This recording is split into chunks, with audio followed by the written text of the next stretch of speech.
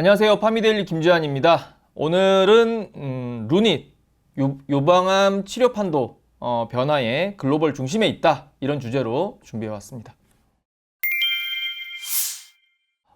루닛이 또 굉장히 좀 놀랄만한 그런 연구 결과를 발표를 했고요. 그래서 이제 그 내용을 좀 소상히 알려드리려고 하는데, 일단 유방암에 대한 치료제가 좀 판도 변화가 좀 있고 또 확장성을 굉장히 많이 가지면서 좀 뭐라 그럴까, 예전에는 뭐 소수의 환자에게만 어떤 특정 치료제를 넣었다라면 지금은 이제 그 치료제 투약 범위가 굉장히 좀 많이 확장이 되고 있습니다.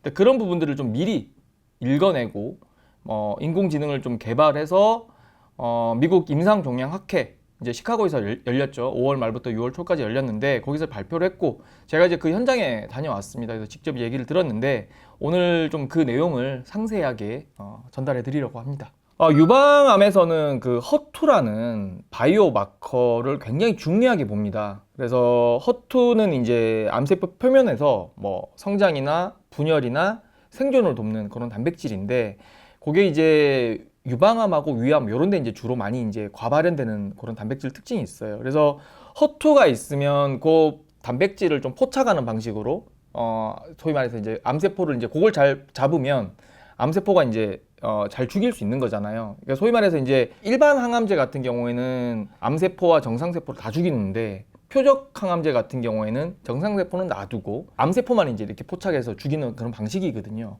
그러다 보니까 뭐 부작용도 좀 최소화되는 거고, 암세포도 좀 더 잘 죽이는 그런 방식으로 가기 때문에 훨씬 더 이제 그 치료 예후가 좋습니다. 근데 만약에 이제 이게 허투가 없으면 아까 말씀드렸지만 화학 항암제나 뭐 방사선 뭐 이런 치료 등으로 이제 암을 치료합니다. 그래서 상당히 좀 몸에 부담이 되는 방식이고 뭐 그랬는데, 예전에는 허투가 좀 많이 있어야 허투 표적 항암제를 쓸 수 있었고 그랬는데, 그 최근에 이제 나오는 거는 뭐냐면 이제 허투가 아주 조금만 있어도 허투 표적 치료제를 쓸 수 있는 그런 방식으로 이제 좀 치료 양상이 좀 바뀌고 있습니다. 그래서 그런 부분에 대해서 루닛의 어떤 연구 결과가 굉장히 좀 임팩트가 있었어요. 그래서 그 내용을 짚어드리려고 합니다.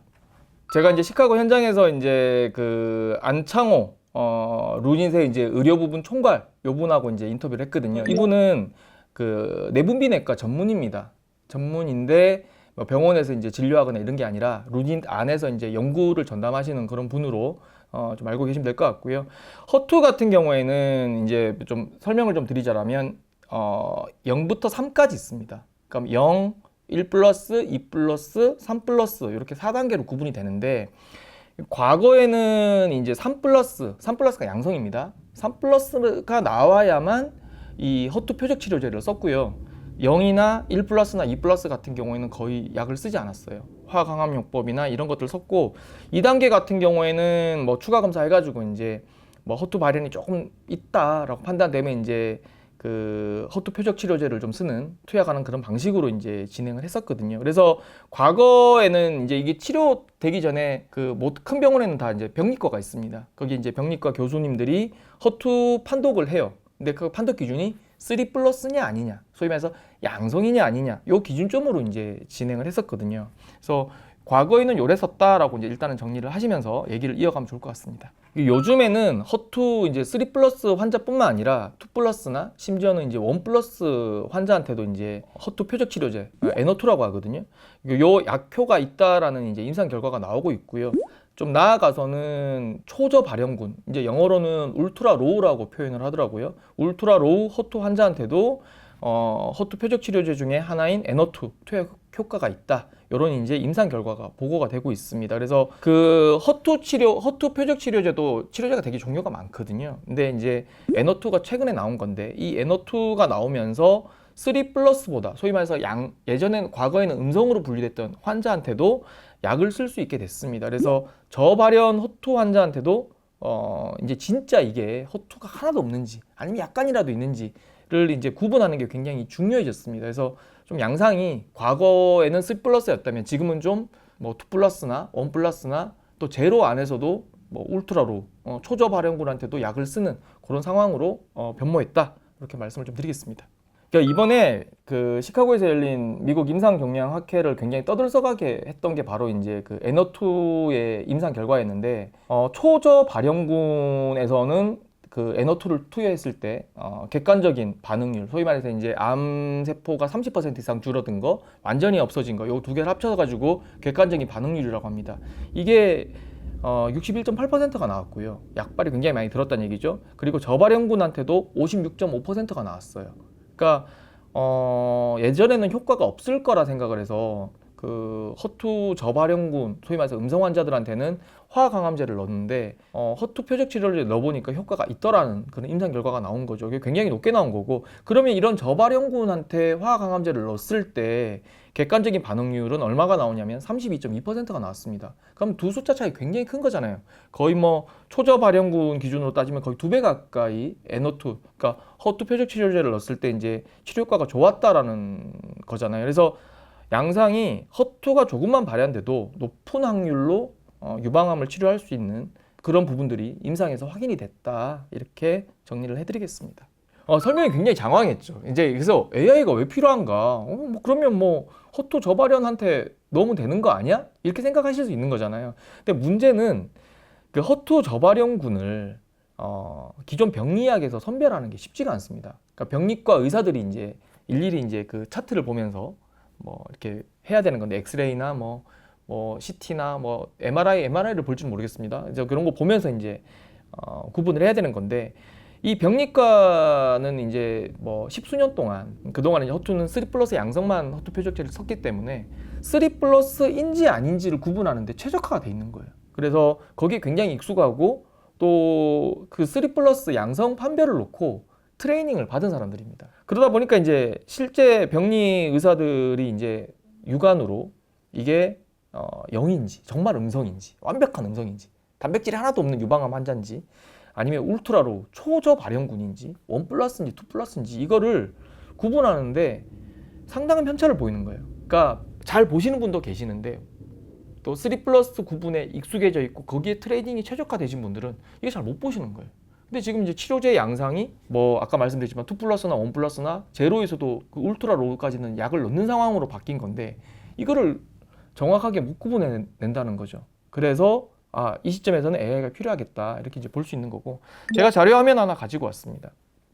이게 쭉 보시게 되면 이게 지금 0하고 1+ 사이에 허투 그 단백질 발현도를 쭉 구분해 놓은 거예요. 지금 보시게 되면 어떻습니까? 완전히 없는 사람부터 해서 쭉 나오는 사람들이 있는 거죠. 그 빨간 점선 쭉 그어놓은 게 뭐냐면, 여기 이상 되는 사람들, 소위 말해서 이제 그 허투가 제로긴 하지만 울트라로, 그러니까 초저 발형군 이상의 사람들, 요 사람들까지는 약을 썼을 때 N02 같은 경우에는 효능을 볼 수 있는 사람, 이렇게 이제 AI가 이제 선별을 하는 거예요. 그래서 사실 이제 의사들 같은 경우에 허투를 1+나 제로, 그러니까 음성을 판독한다 그러면 딱 2단계로 구분을 하는 거잖아요. 근데 AI 모델로 이렇게 보게 되면 굉장히 다양한 스펙트럼이 나옵니다. 그래서 지금 결과를 좀 알려드리자면, 허투 음성으로 판독받은 347명 중에 그러니까 82명, 아까 선 그어놓은 거 있죠? 거기가 이제 빨간 선 오른쪽이 82명입니다. 비율로 따지면 23.6%거든요. 그러니까 초저 발형군인데, 이 환자들한테는 과거에는 화학항암요법만 가능하다라고 이제 분류가 했지만 AI에 의해서 이제 허투 표적 치료제 투약이 가능한 환자군으로 새롭게 분류가 되는 거죠. 그래서 AI가 이런 역할을 좀 해준다. 그래서 의사가 육안으로 판독을 한다라면 딱 4단계로 허투를 구분할 수 있는데, AI를 이용하면 세포 하나하나마다 이제 이게 살펴보는 거거든요, 기계가. 그래서 0점에서 100점 사이에 이 허투 그 어떤 발현 양상을 이제 나눠서 구분해서 이제 분석을 할 수가 있고요. 그럼 사람 눈으로 봤을 때는 그러면 뭐 0부터 100점이라고 했을 때 11점하고 12점 차이가 없는 거잖아요. 그러니까 구분 못 하는 거거든요. 근데 AI는 할 수 있다라는 거죠. 그래서 이런 정밀도를 이용해서 어떤 처방에 활용을 한다라면 뭐랄까 유방암 치료에 굉장히 도움이 될 수 있다, 이렇게 좀 말씀드릴 수 있을 것 같아요. 그러니까 루닛이 이제 허투 요 AI 모델을 개발하는 데 있어 가지고 임상 데이터는 6,188개를 이용을 했습니다. 그래서 그러면 이거에 대한 구분이 맞는지에 대해서 확인이 필요할 거 아니에요. 그래서 병리학자만, 또 뭐 병리학과 뭐 교수나 뭐 또 의사 여러분들 참여한 게 153명입니다. 그러니까 데이터도 굉장히 많이 들어갔고, 또 이거에 대한 검증 작업도 굉장히 철저하게 진행을 했다, 이렇게 말씀드릴 수 있을 것 같아요. 그러니까 리스크가 크게 두 가지인 것 같아요. 제가 이제 굉장히 좋은 얘기를 해드렸잖아요. 그러면 이제 게임 끝났네. 이제 유방암 그 허투 그 환자들 선별하고 처방하면 끝나는 거 아니야? 그러면 이제 병리 의사들은 필요 없는 거 아니야? 뭐 이제 이렇게 생각하실 수도 있는 거잖아요. 근데 리스크는 뭐냐면 첫 번째는 뭐냐면 이제 원 플러스나 초저 발현군, 그러니까 제로에서 굉장히 적게 나오는 울트라로우까지 이제 판독한 그런 환자들한테 실제 약을 투약해가지고 효능이 확인되는 거. 이게 어떻게 보면 원사이클이 되는 거잖아요. 아직 여기까지는 못 해봤다는 거죠. 그래서 그런 검증 작업이 일단은 필요하다. 두 번째로는 그런 검증 작업이 이루어져야 이게 판매가 될 거 아니에요.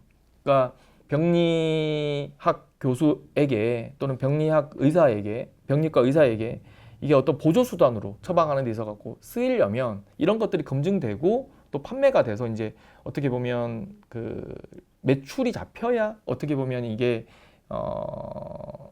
굉장히 전도 유망하다 이렇게 볼 수 있는 건데 아직 그 단계까지는 아니라는 거죠. 좋은 기술을 개발했고 지금부터 시작이다. 실제 의료 현장에서 투입을 해봐야 되는 거고 거기서 확인이 되면 뭐 어디든 간에 이제 뭐 후지든 어디든 이제 이런 AI 시스템을 판매하는 회사들이 많이 있을 거 아닙니까? 거기에 이 솔루션이 탑재돼서 판매가 될 거고 루닛 자체적으로도 뭐 클라우드에 실어서 또 판매할 수 있겠죠. 그래서 매출액이 만들어지는 시간까지는 시간이 좀 필요해 보인다. 그래서 그 리스크를 좀 생각하시면서 또는 그 타임 프레임을 좀 생각을 하시면서 투자 전략을 세우신다라면 굉장히 좋을 것 같습니다. 클로징을 해야 될 것 같은데요. 유방암 치료 양상이 굉장히 많이 바뀌고 있습니다. 이게 이제 이번에 아스코 2024에서 열린 어떤 주요한 이슈였고요. 제가 그 현장을 직접 목격하고 왔고요. 그래서 허투 치료제 범위가 확장하는 상황에서 루닛 AI 모델이 굉장히 중요한 역할을 할 것으로 이제 기대가 되고 있고, 아스코 현장에서 봤을 때 루닛의 포스터가 이번에 5개 정도 발표했는데 그 중에 유방암이 제가 알기로 한 2개 정도 됐던 것 같아요.